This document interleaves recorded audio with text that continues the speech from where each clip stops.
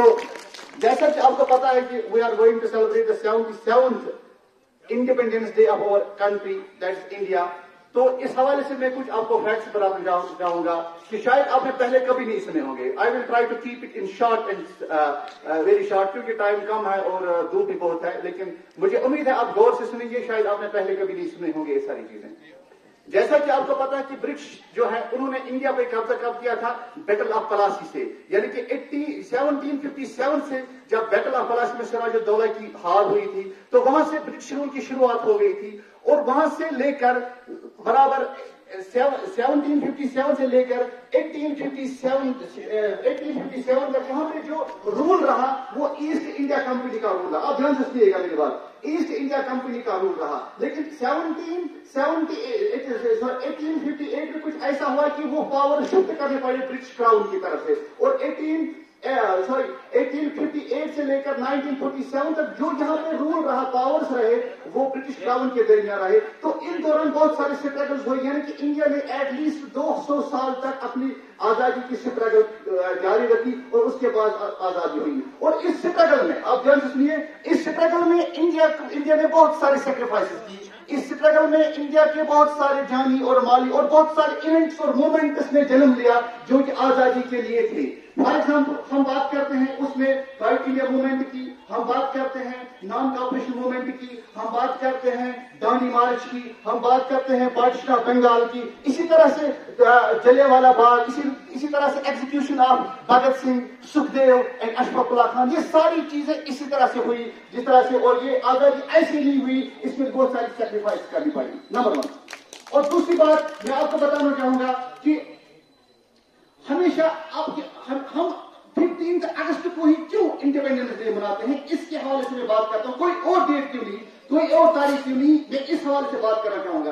क्योंकि आपको पता है कि जब लाहौर सेशन हुआ 1929 में, याद रखिए, क्योंकि जिन लड़कों का इसके बाद क्विज है वो मेरी बात ध्यान से सुनिए, क्योंकि इसके हवाले से उनके बहुत सारे क्वेश्चन आ जाएंगे. 1929 में जब लाहौर सेशन हुआ लाहौर में, तो वो फर्स्ट टाइम जब इंडिया के इंडिपेंडेंस ने अपने कांग्रेस सेशन में पहली बार ब्रिटिशर्स से हिम्मत करके उनको कंप्लीट इंडिपेंडेंस की डिमांड की, यानी कि पूर्ण स्वराज उन्होंने डिमांड की. उन्होंने कहा अब किसी चीज से हम मुतमिन नहीं होंगे बगैर कि हमें आप कंप्लीट इंडिपेंडेंस दे दीजिए.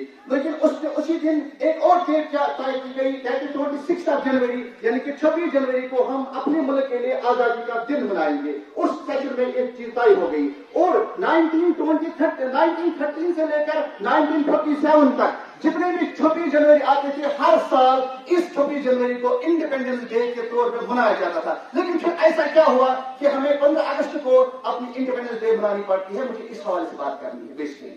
तो इसमें क्या है, क्योंकि आपको पता है कि जब बहुत सारी स्ट्रगल्स हुए, जब बहुत सारे अपहेवल्स हुए, जब यहाँ पे दांडी मार्च हुआ, बाकी चीजें हुई, तो सेकंड वर्ल्ड वॉर की डिफीट के बाद, सेकंड वर्ल्ड वॉर में जो है अपहेवल्स के बाद, वहां पे ब्रिटेन में एक दूसरी सरकार आई जिसको हम कहते हैं लेबर पार्टी. लेबर पार्टी ने ये फौरन रियलाइज किया कि अब हम हिंदुस्तान को, क्योंकि वर्ल्ड वॉर के बाद बहुत सारी चीजें, ब्रिटेन जो है वो बहुत कमजोर हो गया था. ब्रिटेन जो है वो उसको लगा था कि अब हम हिंदुस्तान को और डोमिनेट नहीं कर सकते, और डोमिनेट नहीं बना सकते, हम उन पे अपना ग्रिप जो है वो और मजबूत नहीं कर सकते. बेहतर ये है कि हम हिंदुस्तान को आजादी दें. तो वहां पे जब लेबर पार्टी फोर्स पावर में आ गई, तो उन्होंने डिसाइड किया कि हम हिंदुस्तान को आजादी देंगे. लेकिन इस हवाले से वहां पे जो प्राइम मिनिस्टर था उसका नाम था क्लेमेंट एटली. क्या नाम था? क्लेमेंट एटली.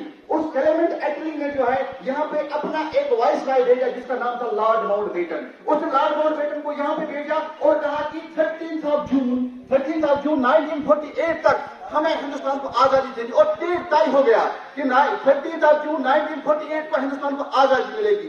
जब लॉर्ड माउंटबेटन इंडिया में आया तो वो आया 21 फरवरी 1947 को. जब वो यहाँ पे आया उसने यहाँ के हालात देखे, उन्होंने देखा यहाँ की रेवोल्यूशनरीज, उसने देखा यहाँ की पब्लिक, उन्होंने देखा यहाँ के freedom fighters, they were very unrest. They were very eager to see that India as an independent nation. उसको लगा कि अगर मैं और इस पे ताखील करूंगा, उसको लगा अगर मैं और इस पे रुकूंगा, अगर मैं और इसमें डिले करूंगा, यहाँ पे सिविल राइट्स हो सकते हैं, यहाँ पे जो है इंटरनल सिविल वार हो सकता है। तो उसने एक चिट्ठी लिखी, उसने कहा ब्रिटिशर से हमें वेट नहीं करना चाहिए, इससे पहले कि हिंदुस्तान हमसे आजादी ले, फिर हमें कुछ नहीं होगा उसके बाद देने के लिए, बेहतर यही है कि हम जो है इनको आजाद करें। तो उसने अपनी चिट्ठी में लिखा, उसने दो चीजें लिखी। पहली चीज उसने ये लिखी कि 13 जून 1948 के बजाय हम जो है 15 अगस्त को इनको इंडिपेंडेंस दे देंगे, एक बात। दूसरी बात इसने कहा कि उसने उस ड्राफ्ट में उसने जो एक्ट लिखा उसको कहते हैं डिक्की बोर्ड प्लान। उस डिक्की बोर्ड प्लान में उसने क्या लिखा, उसने लिखा कि इस मुल्क के दो हिस्से होंगे, पार्टीशन ऑफ इंडिया, यानी दो डेट तय किए, 15 अगस्त और partition of India, partition of India, ठीक है।